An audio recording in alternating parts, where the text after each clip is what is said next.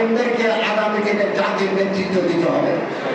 আমি জামিয়া ইমাম মুসলিমের ছাত্রদের কাছ থেকে আগামী দিনে নেতৃত্ব দেওয়ার মতো এলমি, আমলি, সিয়াসি, ইকতিসাদি সব ক্ষেত্রে সমাজি, ইজতেমাই নেতৃত্ব দেওয়ার যোগ্য লোকের প্রতিষ্ঠাকে ক্ষেত্রে সেটা প্রত্যাশা করি।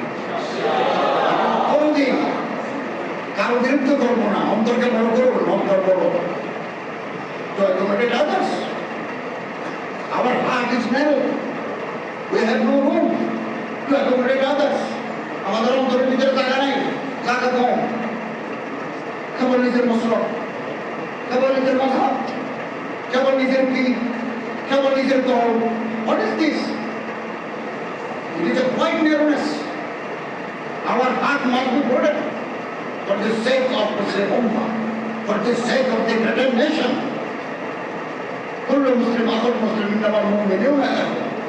الله تعالى আমাদের তৌফিক দান করুন, আমিন।